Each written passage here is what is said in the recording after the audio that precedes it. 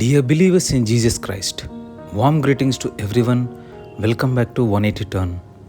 క్రితం వీడియోలో మనం మత్తయి సువార్త 7వ అధ్యాయంలో 7 నుంచి 12 వచనాల వరకు అధ్యయనం చేశాం.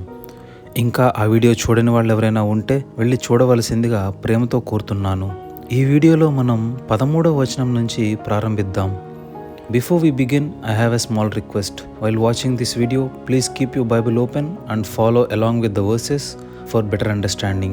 ఓకే, 13వ వచనంలో ఇలా రాయబడి ఉంది: ఇరుకు ద్వారమున ప్రవేశించుడి, నాశనమునకు పోవు ద్వారము వెడల్పును మరియు విశాలమునై ఉన్నది, దాని ద్వారా ప్రవేశించువారు అనేకులు. జీవమునకు పోవు ద్వారము ఇరుకును మరియు సంకుచితమునై ఉన్నది, దాని కనుగొనువారు కొందరే. ఈ యొక్క 13వ వచనం నుంచి కొండ మీద ప్రసంగమునకు ముగింపు మొదలవుతుంది. ఇక్కడ ప్రభువు వారు 2 రకాల ద్వారముల గురించి ప్రస్తావించారు: ఇరుకైన ద్వారము మరియు వెడల్పైన ద్వారము. ఇరుకు ద్వారమున ప్రవేశించి ఇరుకు మార్గమున గుండా నడిచినచో అది జీవమునకు దారితీస్తుంది.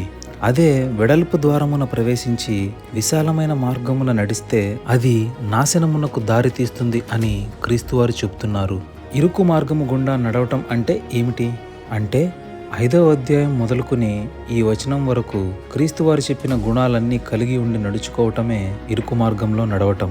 అవేమనగా బియాటిట్యూడ్స్లో పేర్కొన్న గుణాలు కలిగి ఉండటం, ఉప్పు వలె ప్రత్యేకమైన జీవనశైలి కలిగి జీవించటం, శత్రువుని సైతం ప్రేమించే మనసు కలిగి ఉండుట, ఇతరులను క్షమించే గుణం కలిగి ఉండుట, రహస్యంగా దానం చేయుట, రహస్యంగా ఉపవాసముతో ప్రార్థన చేయుట, చింత లేకుండా దేవునిపై నమ్మకం కలిగి ఉండుట, నీ పొరుగువారిని తీర్పు తీర్చే ముందు నిన్ను నువ్వు సరిచేసుకొనుట, తండ్రి చిత్తమునకు విధేయులుగా జీవించుట, మరియు అన్నిటికంటే ముఖ్యంగా దేవుని రాజ్యాన్ని వెతికేవారిగా ఉండుట. ఇవన్నీ ఇరుకు మార్గమును సూచిస్తున్నాయి. ఈ మార్గము ఇరుకు మార్గం అయినప్పటికీ జీవమునకు దారి తీస్తుంది అని ప్రభువారు స్పష్టంగా చెప్పారు. మరొక పక్క విశాలమైన మార్గము అనగా లోకానుసారముగా జీవించుట. ఈ మార్గము ఖచ్చితముగా వినాశనమునకు దారితీస్తుంది అని ప్రభువారు పేర్కొన్నారు. అయితే విశాల మార్గమును నడుచువారు అనేకులు కలరు గాని ఇరుకు మార్గమును కనుగొనువారు కొందరు మాత్రమే. ఎందుకంటే లోకానుసారముగా జీవించుట అందరికీ సులభమే, కానీ క్రీస్తు శిష్యునిగా జీవించుట, క్రీస్తు మనసుని పోలి జీవించుట అంత సులభం కాదు. ఓకే, మనం ముందుకు వెళ్తే ఇలా రాయబడి ఉంది: అబద్ధ ప్రవక్తలను గురించి జాగ్రత్త పడుడి. వారు గొర్రెల చర్మములు వేసుకొని మీ యొద్దకు ఒత్తురు, కానీ లోపల వారు క్రూరమైన తోడేళ్ళు. వారి ఫలముల వలన మీరు వారిని తెలుసుకొందురు. ముండ్ల పొదలలో ద్రాక్ష పండ్లైనను పల్లేరు చెట్లకు అంజూరపు పండ్లైనను కోయుదురా. ఓకే, అబద్ధ ప్రవక్త అంటే తాను దేవుణ్ణి ప్రకటిస్తున్నానని చెప్పుకుంటూ అబద్ధాన్ని ప్రకటించే వ్యక్తి. వారు వాక్యాన్ని వక్రీకరించి బోధించేవారు.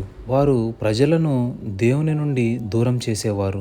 దేవుని సందేశాన్ని సరైన రీతిలో ప్రకటించకుండా ప్రజలు వినాలనుకున్న మాటలనే చెప్పేవారు.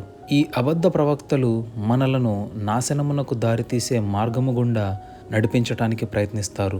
వారిని క్రూరమైన తోడేళ్లతో క్రీస్తువారు పోల్చుతున్నారు. వారిని గూర్చి జాగ్రత్త పడమని హెచ్చరిస్తున్నారు. అయితే వారిని ఎలా గుర్తించాలో కూడా ప్రభువారు చెప్పారు. చూడండి, వారి యొక్క ఫలముల ద్వారా మనం వారిని గుర్తించవచ్చు.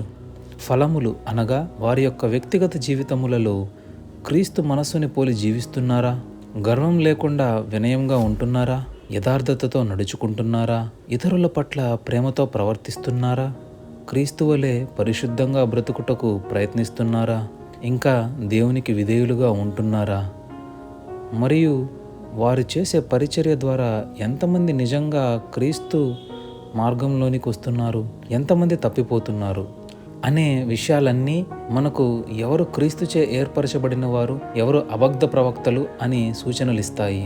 ఓకే, మనం ముందుకు వెళ్తే 17 నుంచి 20 వచనాలలో మంచి ఫలములు మరియు చెడ్డ ఫలముల గురించి ప్రభువారు చెప్తూ, ప్రతి మంచి చెట్టుకు మంచి ఫలములు ఫలిస్తాయి, పనికిమాలిన చెట్టుకు కాని ఫలములు ఫలిస్తాయి.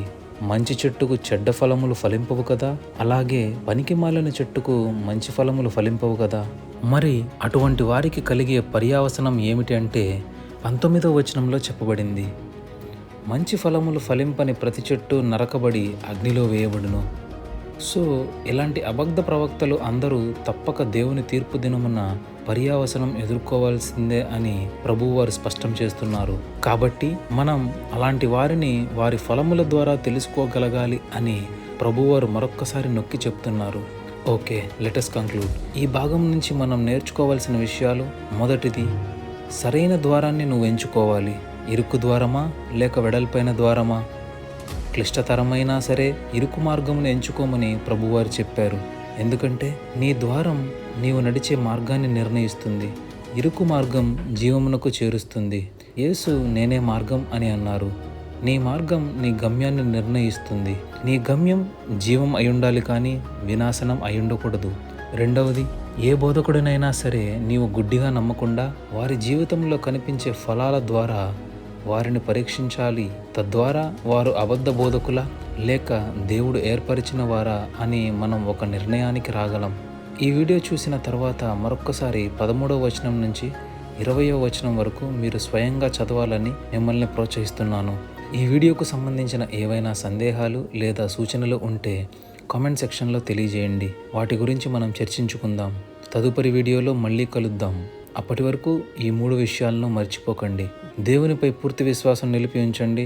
ప్రార్థన చేయడం ఎన్నడూ ఆపకండి. పశ్చాత్తాప మార్గంలో నడుస్తూనే ఉండండి. మన ప్రభువైన యేసుక్రీస్తు కృప మీకు తోడై ఉండునుగాక. ఆమెన్.